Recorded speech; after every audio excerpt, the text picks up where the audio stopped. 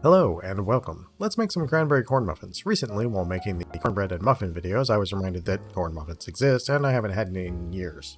So a quick modification to our muffin recipe from the orange cranberry muffins, and we have a really pleasant, lightly sweet corn muffin with the texture of a muffin and the taste of cornbread with the burst of cranberry throughout. Let's look at what we're going to be needing for this.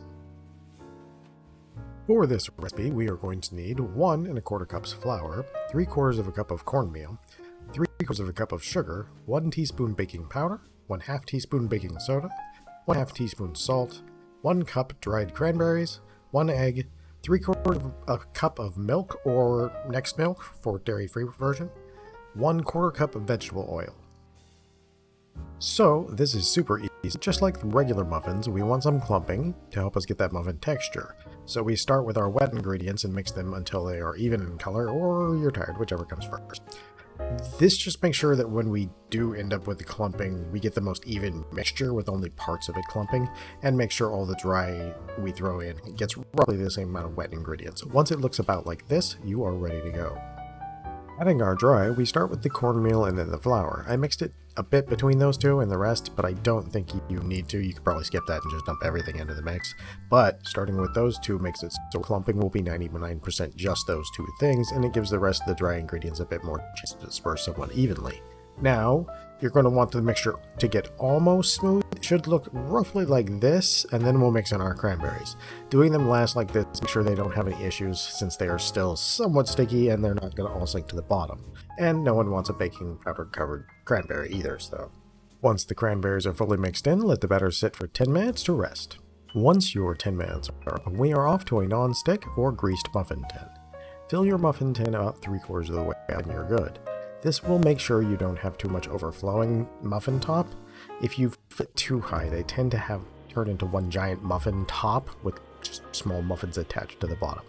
And as with muffins, I recommend using a non-stick pan if possible because it helps give it a crispier exterior, which I talked about in the orange cranberry muffin video. I'll link that video in the description if you'd like to see that. As always, I want to thank you all for watching the videos and hopefully trying them as well. If you are enjoying this and are not already subscribed, subscribe for more easy to follow recipes like this. And thank you for all who have shared, liked, and commented on the videos. It really helps the channel grow, and me and the Boss Kitties, thank you for all of your help. Off we go into an oven preheated to 400 degrees for 20 to 25 minutes. You'll want to check it at about 18 to 20 minutes with a toothpick and see if it comes out clean. If it does come out clean, give it 3 more minutes. If not, give it 5 and then check again. Those last 3 minutes after the toothpick comes out clean gives the muffin a chance to brown a little bit on top, since up until that point it has essentially been giving itself a steam bath. This recipe has a nice balance of flavors. When I was first testing it, I was worried it wouldn't taste much of cornmeal, and I was quite happily wrong, and it turned out to taste almost exactly like cornbread in taste, but with that slightly dense cake-like texture that muffins have. The cranberry actually ends up initially absorbing some of the liquid from the batter and then releases it back out, giving you spots that are more like pockets of cranberry flavor surrounding the actual cranberries themselves. Once they are browned to your liking, you are ready to cool them on a countertop while covered with a towel till they are fully cooled.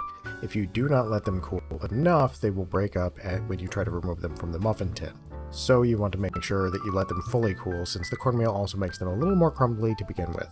Oh yeah, and for non-dairy people like myself, Next Milk worked great in this. It had no noticeable flavor differences from the dairy version. And the other non-dairy milks did work, but they tended to add a flavor, which is not necessarily bad, but you kind of have to know that it's going to have a little almond flavor or a little bit of oat flavor. And with that, you've made some great tasting cranberry corn muffins. While I'm using this as a snack, you could also use it as a side. They honestly taste so close to normal cornbread, I was kind of surprised by it. So, as always, I would thank you all for watching, and I hope you have a great day and a great meal.